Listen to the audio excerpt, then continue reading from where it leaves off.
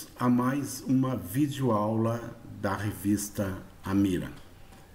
Nesta videoaula vamos tratar da determinação do azimuth verdadeiro com técnica GNSS. O norte verdadeiro ele é utilizado em algumas áreas da topografia, principalmente na área de mineração, onde as linhas do polígono delimitador da área são orientadas para o norte verdadeiro, norte, sul, leste, oeste, na meridiana verdadeira. E no passado, poucos profissionais tinham habilidade para determinação do azimuth verdadeiro por técnicas astronômicas com observação do Sol ou estrela. Se inscrevam no canal e recebam as notificações das próximas videoaulas. E se gostarem, dão um like. Determinação do azimuth verdadeiro por técnica GNSS. No passado, o azimuth verdadeiro era determinado a partir do azimuth magnético corrigido da declinação magnética. Para aplicação, na área de mineração, onde a orientação das linhas do polígono era em relação ao norte verdadeiro, era e ainda é, se cometia um erro grosseiro que, em alguns casos mais grave, a ocorrência mineral ficava fora da área requerida, ocasionando um grande prejuízo para o minerador. A declinação magnética era obtida de forma aproximada na carta isogônica, que continha as linhas de mesmo valor da declinação magnética em uma determinada data, com correção da variação anual da declinação magnética na carta isopórica, que continha as linhas da mesma variação anual da declinação magnética para a mesma época da carta isogônica. Na época passada, poucos profissionais de topografia tinham habilidade para efetuar a determinação do azimuth verdadeiro por observações astronômicas utilizando o Sol ou estrela. Em 1984, como professor de astronomia de campo na Universidade do Extremo Sul Catarinense, no curso de Engenharia de Agrimensura, publiquei pela Universidade Federal do Rio Grande do Sul o livro intitulado Determinação do Norte Verdadeiro, Manual Técnico, com a apresentação dos principais métodos utilizados para a determinação do norte verdadeiro, incluindo um catálogo de estrelas em elongação para a determinação do azimuth verdadeiro pelo método da máxima elongação de estrelas circumpolares, que é considerado o método mais preciso para a determinação do azimuth. Então aqui nós temos a capa do livro, Determinação do Norte Verdadeiro. Um erro que era comum entre os profissionais de topografia da época era adotar a mesma declinação magnética em diversas regiões brasileiras. Era um erro grosseiro de alguns graus. E era comum um profissional de topografia, sabendo do valor da declinação magnética numa determinada região, ele ia em todas as demais regiões e utilizava o mesmo valor. E a declinação magnética ela tem um valor para um mesmo local. E mesmo assim, ela varia com o passar do tempo. Nessa técnica, nós precisamos colocar dois marcos e determinar as suas coordenadas através do posicionamento por técnica GNSS. Com o advento do GPS, que tornou operacional em 1980, e atualmente GNSS, formado pelas constelações GPS, que é uma constelação americana, GLONASS, que é uma constelação russa, o Compass, ou Beidou, que é uma constelação chinesa, e o Galileu, que é uma constelação da Comunidade Europeia, o posicionamento de pontos na superfície terrestre ficou mais simples e preciso em relação aos antigos métodos de poligonação eletrônica e triangulação efetuadas a partir da rede geodésica clássica. Para a determinação do azimuth verdadeiro por técnica GNSS, é necessário então a implantação de dois vértices, preferencialmente monumentados por marcos de concreto devidamente identificados. Na área de mineração, para a locação de áreas para pesquisa e lavra mineral, um dos vértices pode ser o PA, ponto de amarração, se estiver em local com boas condições de rastreabilidade. Atualmente, não existe mais a necessidade de ter um ponto de amarração físico no terreno. O polígono é definido com vértices de coordenadas, latitude e longitude, informadas pelo requerente, desde que a linha formada por dois vértices tenha a mesma latitude para uma linha leste-oeste e a mesma longitude para a linha norte-sul, caracterizando dessa forma a direção norte verdadeira. Para se obter uma boa precisão nas coordenadas, deve-se montar um triângulo com os dois vértices implantados e um vértice da RBMC, que é a Rede Brasileira de Monitoramento Contínuo do IBGE. Para o processamento dos dados, deve-se utilizar o datum SIRGAS 2000, que é o datum oficial do Sistema Geodésico Brasileiro. Para esta técnica, nós vamos precisar da convergência meridiana, que é o ângulo formado entre o norte de quadrícula, NQ, do sistema UTM, e o norte verdadeiro, também denominado de norte geográfico. Em geodésia, a convergência meridiana é o ângulo C, que, num determinado ponto, P é formado pela tangente ao meridiano deste e a paralela ao meridiano central, sendo o meridiano a linha curva que liga o polo norte ao polo sul, passando pelo ponto. Então aqui nós temos o Equador, meridiano central do fuso, né, e uma situação do lado leste do meridiano central. Aqui nós temos o norte de quadrícula e o norte verdadeiro. Numa outra situação, com o mesmo ponto, só que localizado no lado oeste do meridiano central, nós temos a posição inversa, o norte verdadeiro à direita do norte de quadrícula. Então, nós temos o sinal da convergência meridiana, que ela é positiva quando o norte de quadrícula estiver à direita do norte verdadeiro e negativa quando o norte de quadrícula estiver à esquerda do norte verdadeiro. Então, a convergência meridiana é positiva no hemisfério sul, lado oeste do meridiano central, e no hemisfério norte, lado leste do meridiano central.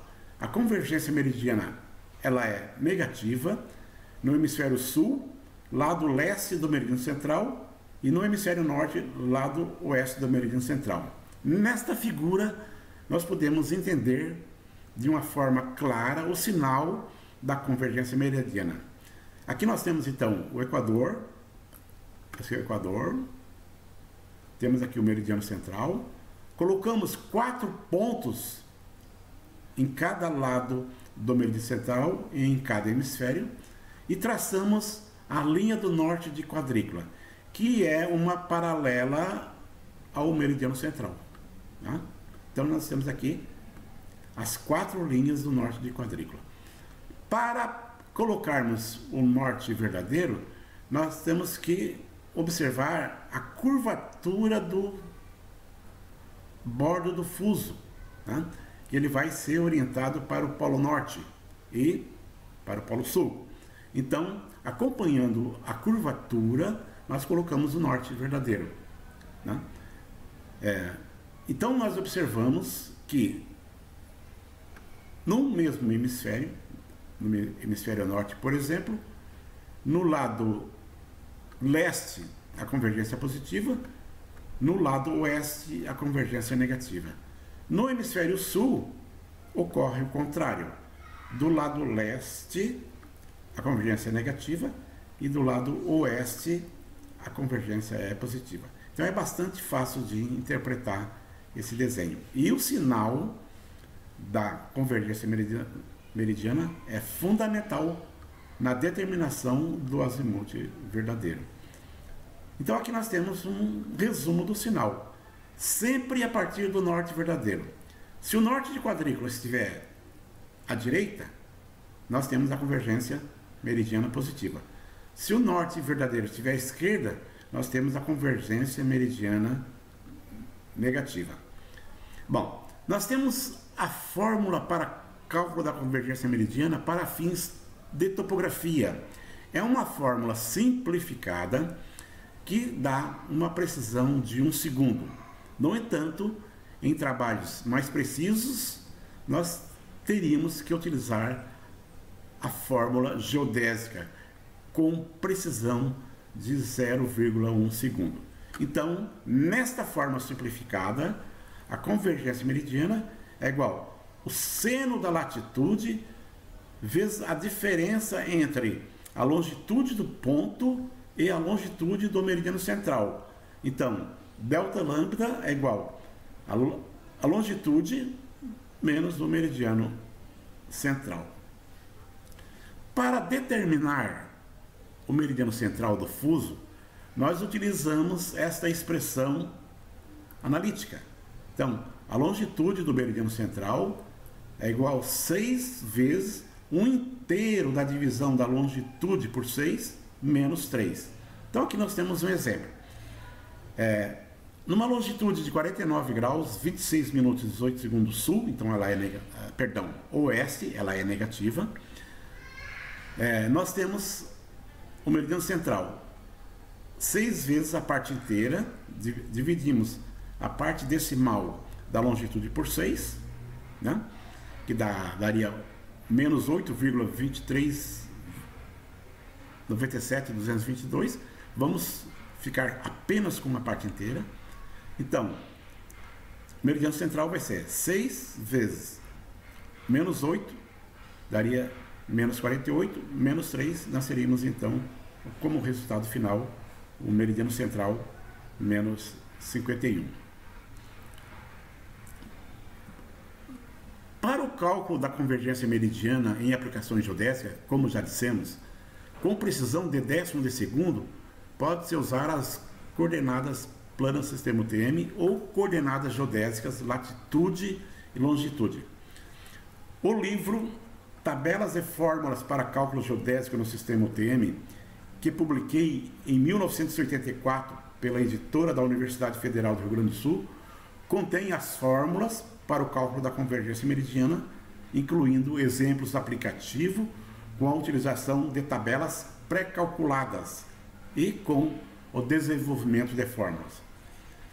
Já o livro Curso de Coordenadas Planas no Sistema UTM, aplicados à topografia, que publiquei em 1992 pela editora e livraria Luana, o tema também é contemplado. Então aqui nós temos a capa dos dois livros. Esse primeiro livro, publicado pela editora da Universidade Federal do Rio Grande do Sul, Tabelas e Fórmulas para Cálculos Geodésicos no Sistema UTM, é calculada para o elipsoide UGGI 1967. O UGGI é a União Geodésica e Geofísica Internacional. E o datum está de 69. E aqui a capa do livro Cálculos Geodésicos no Sistema UTM aplicados à topografia. A determinação do azimuth plano. O azimuth plano no sistema UTM, ele é calculado a partir das coordenadas planas UTM, abscissa e ordenada N de ambos os vértices. E aplicamos a fórmula. Arco cosseno do azimuth preliminar, azelinha, é igual à diferença de ordenada dividido pela distância. A distância é a fórmula clássica da geometria analítica que todos conhecem. No entanto, se a diferença de abscissa E de B menos E de A for positiva, o azimuth é o próprio valor calculado. No entanto, se a diferença for negativa, o azimuth final será 360 graus menos o azimuth preliminar previamente calculado. E para a conversão do azimuth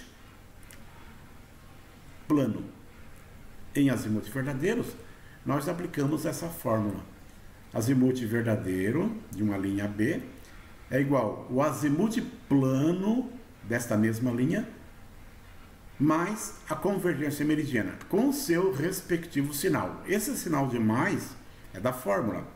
Se for negativo, então é mais ou menos vai dar menos. Então aqui nós temos a convergência meridiana negativa e aqui a convergência meridiana positiva, né?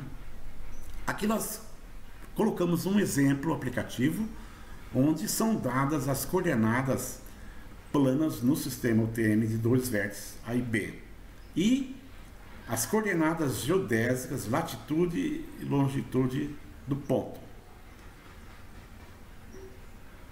Pede o cálculo do azimuth verdadeiro.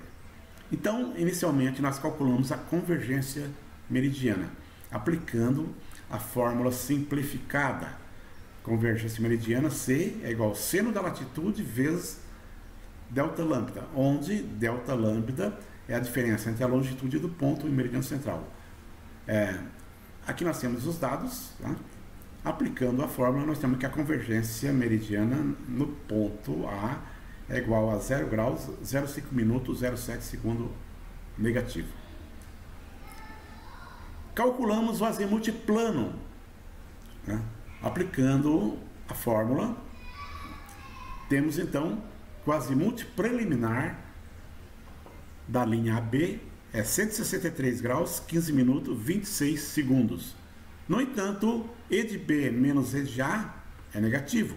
Então, o azimuth final vai ser 360 graus menos o azimuth preliminar. E temos então o azimuth plano da linha B, 196, 44 minutos e 34 segundos. Nós temos que tomar cuidado com o sinal do C. Então, considerar o sinal da convergência meridiana. Então, como visto, é uma forma bastante simples de determinar o azimuth verdadeiro a partir de pontos com coordenadas planas UTM determinado com a técnica GNSS.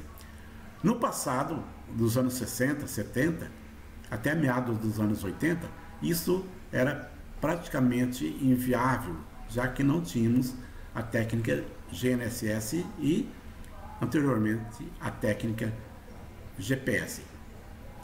Então, em alguns casos, na topografia, nós precisamos do norte verdadeiro.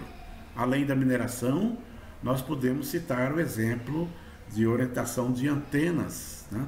De antenas receptoras de sinais de satélite, né? Antenas de micro-ondas e outros trabalhos.